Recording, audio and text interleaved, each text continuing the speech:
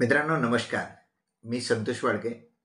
मी आज एक आगळा वेगळा विचार आपल्यासमोर मांडतोय. मित्रांनो, आपण जेव्हा इतरांशी संवाद साधतो किंवा इव्हन आपल्या स्वतःशी पण स्वतः आपण बोलतो, म्हणजे सोबत करतो, तेव्हा त्यामागे आपला एक विशिष्ट दृष्टिकोन असतो. परंतु तो दृष्टिकोन आपल्याला दिसत नसल्यामुळे त्या दृष्टिकोनाला आपण कधी-कधी समजायला लागतो.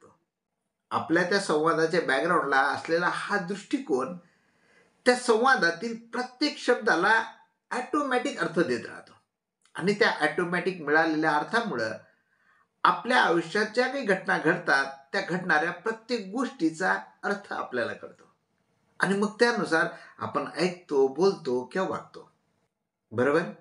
त्याचप्रमाणे इतर लोक सुद्धा जेव्हा आपल्याशी संवाद साधतात त्यावेळी सुद्धा त्यांच्या बॅकग्राऊंडला ॲज अ कॉन्टेक्स्ट म्हणून त्यांचा सुद्धा एक विशिष्ट दृष्टिकोन असतो. आता इथं आणखीन एका महत्त्वाच्या मुद्द्याकडे मला आपलं लक्ष वेधायचं आहे आणि तो म्हणजे की आपल्या सर्वांचा दृष्टिकोन कधीच सारखा नसतो. शिवाय तो क्षणाक्षणाला बदलत राहतो. आपल्याला कदाचित आपला दृष्टिकोन हा दृष्टिकोन न वाटता तीच रियालिटी आहे, हे अंतिम सत्य आहे असं पण वाटू शकतं.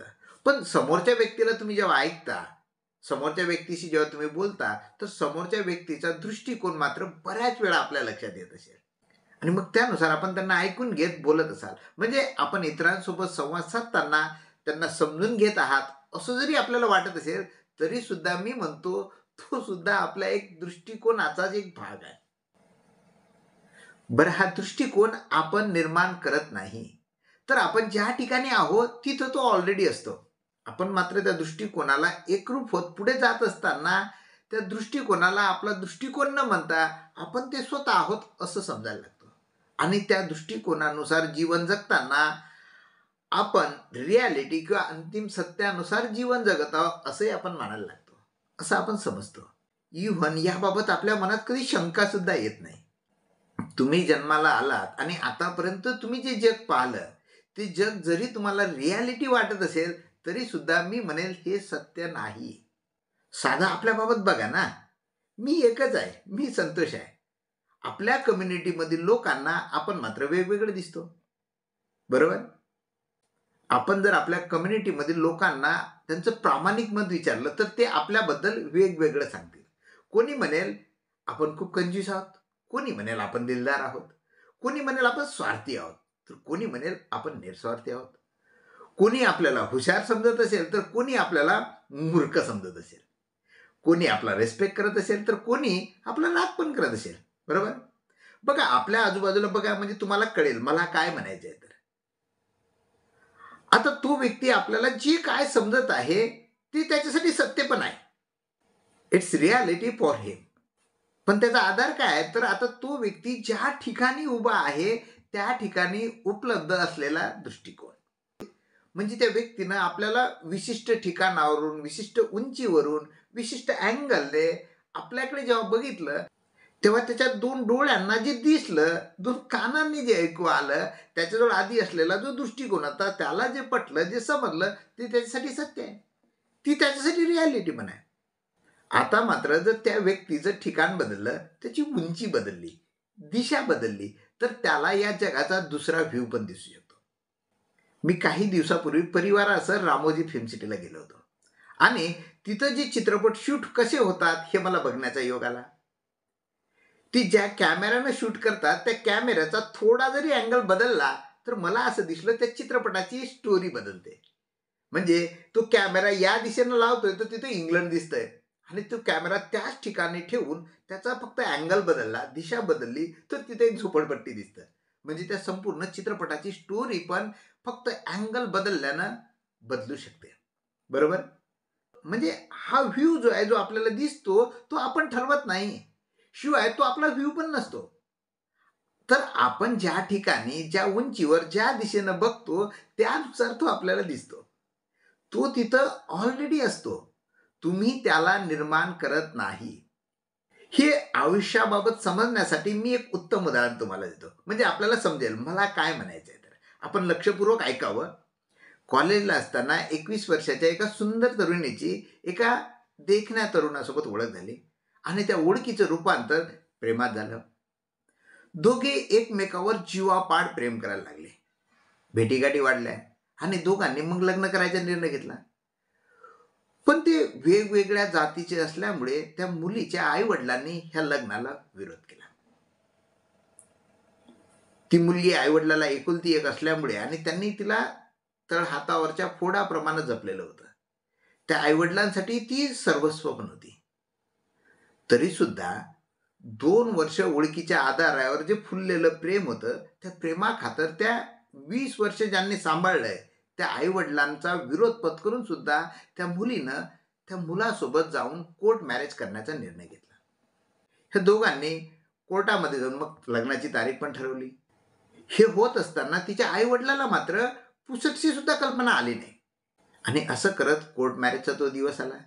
त्या दिवशी ती मुलगी दररोज सकाळपेक्षा लवकर उठून तयार झाली आणि आईला सांगितले की माझ्या मैत्रिणीचं लग्न आहे, मी संध्याकाळपर्यंत परत येते. आणि मग ती ठरलेल्या वेळेनुसार कोर्टमध्ये थोडं लवकर म्हणजे अर्धा तास आधी पोहोचली. तो प्रियकर अद्याप तिथं आलेला नव्हता.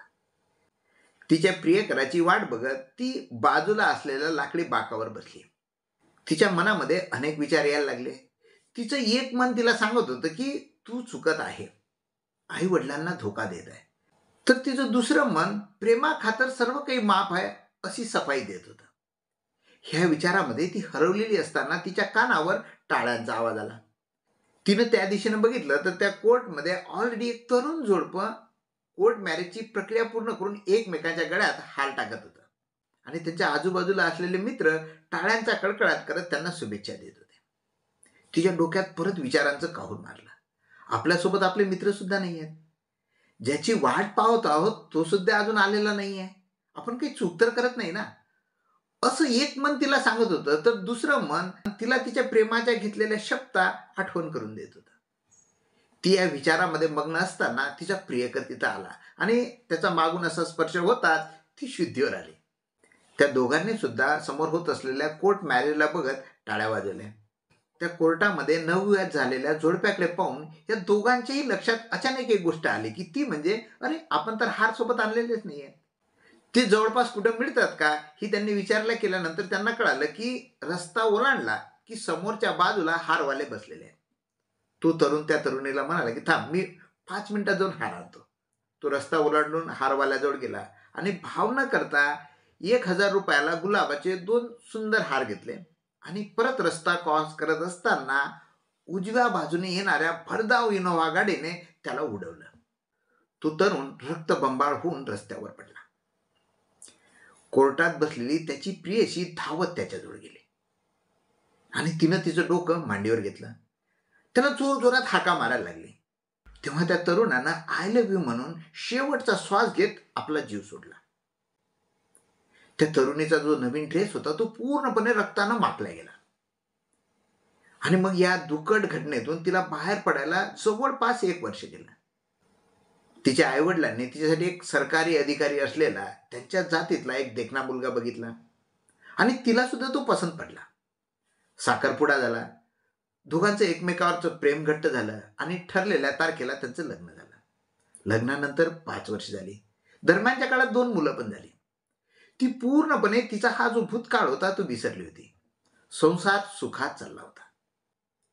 एका रात्री तिला अचानक एक स्वप्न पडलं आणि त्या स्वप्नात एक म्हातारी स्त्री आली आणि तिला म्हणाली की तुझ्या कपाटात ठेवलेल्या तुझ्या त्या नवीन ड्रेसवर रक्ताचे डाग अद्याप आहेत, त्याला साफ कर, अन्यथा तुझं प्रेम तुला परत सोडून जाईल, तुझा संसार रस्त्यावर येईल. ती घाबरली आणि खडबडून उठली. कोणाला सांगू पण शकत नव्हती. रात्रभर झोपली नाही. विचारांचं काहूर मारलं.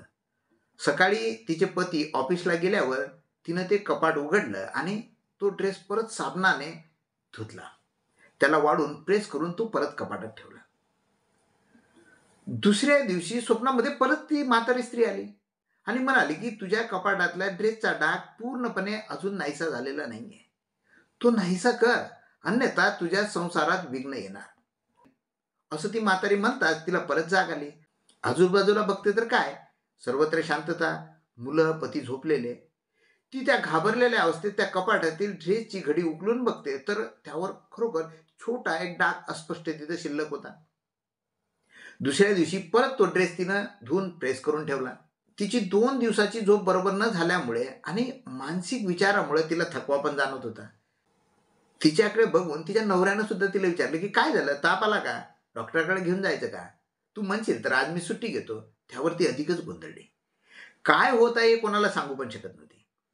त्यामुळे तिनं तिच्या चेहऱ्यावर खोटा मुखवटा चढत काही झालं नाही असा भाव आणला आणि नवरा ऑफिसला गेल्यावर परत तो ड्रेस धुतला आणि प्रेस करून तो कपाटात ठेवला.